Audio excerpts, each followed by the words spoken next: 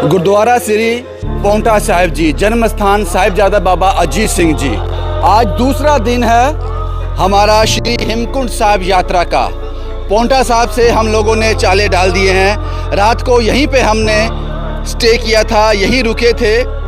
बहुत ही बढ़िया इंतज़ाम है यहाँ का, जो मैं पिछले वीडियो में आपको बता चुका हूँ। आज सुबह उठकर हमने एक बार फिर से गुरु का लंगर छका, उसके बाद अपनी पैकिंग की और यहाँ से अब हम सीधा निकलेंगे ऋषिकेश के लिए, क्योंकि वहाँ पर रजिस्ट्रेशन करवाना बहुत ज़रूरी है।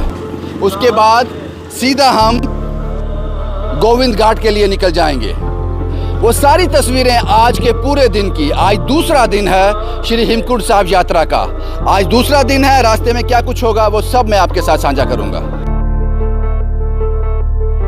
लगभग 85 से 90 किलोमीटर पांवटा साहिब से ऋषिकेश का जो रास्ता है, रोड बिल्कुल अच्छी है, बड़ी अच्छी रोड है। हर जगह साइन बोर्ड लगे हुए हैं जो आपको चिन्हित करते हैं कि आपको कहाँ जाना है। और लगभग हमें 1.5 घंटा लगा पांवटा साहिब से ऋषिकेश तक पहुंचने में। उसके बाद ऋषिकेश बाज़ार से आपको थोड़ा रास्ता संकरा आता है, ट्रैफिक रहता है। गुरुद्वारा साहिब, ऋषिकेश गुरुद्वारा साहिब में हम फाइनली पहुंच गए। और यहाँ पे आना इसलिए भी बहुत ज़रूरी है, एक तो गुरु साहिब के दर्शन करने हैं, गुरुद्वारा साहिब के दर्शन करने हैं, और दूसरा यहाँ पे रजिस्ट्रेशन करवाना है। अगर आप हेमकुंड साहिब जा रहे हो तो एक पॉइंट ये भी है, ऋषिकेश गुरुद्वारा साहिब यहाँ रजिस्ट्रेशन होती है। और 5 मिनट में हमने यहाँ पे रजिस्ट्रेशन करवा लिया, क्योंकि 4 से 5 काउंटर हैं। सिर्फ आपको आधार कार्ड चाहिए और जिस आदमी का रजिस्ट्रेशन करवाना है उनका फिंगरप्रिंट होना चाहिए, वो फिज़िकली यहाँ मौजूद होना चाहिए। अगर आप ऋषिकेश गुरुद्वारा साहिब आते हो तो आपको इस म्यूज़ियम में आना बहुत ज़रूरी है, क्योंकि आपको पता चलेगा कि ये सिक्की हमने किन शर्तों पे ली है, क्या कुछ कुर्बान कर, क्या कुछ वार कर ये सिख धर्म हमें मिला है, किस तरह से हमने इसको बचाया है। दशमेश पिता की कुर्बानियाँ सर्वंस बार कर उन्होंने हमें ये चोला पहनाया है। हमारे पूर्वजों ने कितनी कुर्बानियाँ की हैं, ऐसा लगता है कि ये तस्वीरें अभी बोल पड़ेंगी। और यहाँ अंदर आकर अगर आपने इसको एक सेकंड के लिए भी इस पल को महसूस कर लिया तो आपके रोंगटे खड़े हो जाएंगे। इस म्यूज़ियम में ज़रूर आना, अपने बच्चों को लेकर आना ऋषिकेश के इस म्यूज़ियम में, ऋषिकेश गुरुद्वारा साहिब के इस म्यूज़ियम में, क्योंकि उनको अपने इतिहास के बारे में पता चलेगा। अगर वाकई आप उस युग की एक झलक देखना चाहते हो, सिख इतिहास में अगर वाकई आप रुचि रखते हो, सिख इतिहास के बारे में जानना चाहते हो, तो ऋषिकेश के इस गुरुद्वारा साहिब के म्यूज़ियम में ज़रूर आना। उन मुश्किलों के बारे में पता चलेगा जो हमारे गुरु साहिबों ने, हमारे लोगों ने जो सहा है, उसकी एक झलकी है ऋषिकेश गुरुद्वारा साहिब के म्यूज़ियम में।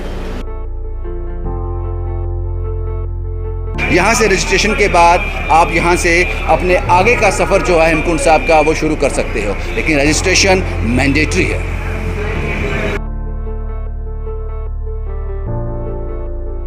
ऋषिकेश से हम वक्त पर निकल गए थे। रजिस्ट्रेशन करवाने के बाद रास्ते में थोड़ा बहुत जाम हमें मिला, जिसकी जानकारी हमें थी। हमसे कहा गया था कि सुबह जल्दी निकल जाना, रास्ते में जाम मिलेगा।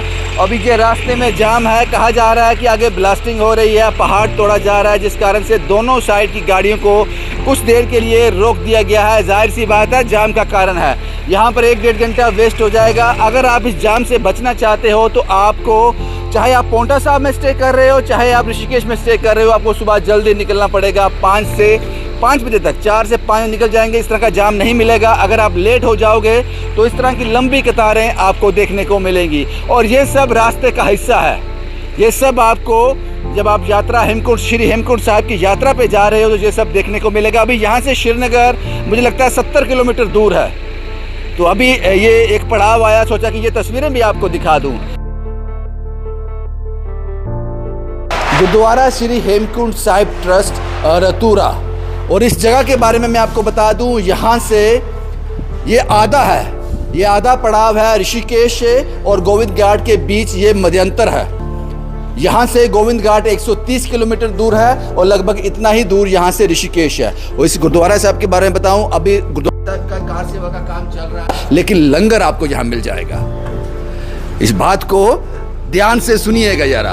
अभी गुरुद्वारा साहब कंप्लीट नहीं हुए हैं। यहाँ मैं खड़ा हूँ, ये पार्किंग है, इसके नीचे 8 मंजिला है जो अभी काम चल रहा है। आने वाले दिनों में यहाँ पे नॉन एसी, एसी, लंगर हाल और इसके ऊपर टॉप में गुरुद्वारा साहब बनेंगे। इस भावना को समझना होगा। और ये गुरुद्वारा साहब आप लोग जब भी आप यहाँ से गुजरो, यहाँ पे ज़रूर रुको, अपने कार सेवा में अपना हिस्सा ज़रूर डालो। अभी गुरुद्वारा साहब अंडर कंस्ट्रक्शन है, लेकिन फिर भी जो यहाँ आएगा वो पेट भरकर जाएगा। उसको जो पहली पातशाही गुरु नानक साहब ने जो लंगर की सेवा शुरू की है वो यहाँ पे है। आगे बढ़ते हैं। जब से मैं जम्मू से निकला हूँ, यहाँ तक हर एक नई चीज देखने को मिलती है और एहसास होता है कि हम किस धर्म से वाबस्ता हैं। अब थोड़ी दूर चलकर आए थे, यहाँ एक स्पॉट आ गया। यहाँ पर कुछ पुलिस के लोग हैं जो यहाँ पे खड़े हैं, मेक श्योर कर रहे हैं कि आप हुआ है या नहीं। बात करते हैं। सर, ये क्या चेकिंग चल रही है यहाँ पे? यहाँ पे रजिस्ट्रेशन और यात्रियों की काउंटिंग होती है। जो यात्री गाड़ियाँ आती हैं उनकी काउंटिंग होती है और जिनके रजिस्ट्रेशन हो रखे हैं वो तो ठीक है, उनको नोट करते हैं। और जिनके नहीं हो रखे हैं तो उनका काउंटर पे अलग से फर्स्ट नंबर काउंटर पे उनका नाम पता लिख करके उनको रजिस्ट्रेशन, ऑफलाइन रजिस्ट्रेशन के लिए आगे पांडु के में भेज देते हैं। आप क्या कहेंगे, जो भी यहाँ पे आए कोशिश करें रजिस्ट्रेशन करवा के आए? जी जी जी हाँ, हर आदमी हम यही मैसेज भेजेंगे कि आप जो भी आदमी यात्रा पे आ रहा है, चाहे हेमकुंड या बद्रीनाथ की यात्रा पे, वो अपना रजिस्ट्रेशन करवा के आए, जिसका काउंटर ऋषिकेश में गवर्नमेंट ने ऑलरेडी खोल रखे हैं वहाँ पे, और जो कॉस्ट फ्री ऑफ कॉस्ट है। शुक्रिया सर, हमसे बात करने के लिए बहुत बहुत शुक्रिया। आप हिमाचल नहीं, उत्तराखंड पुलिस से।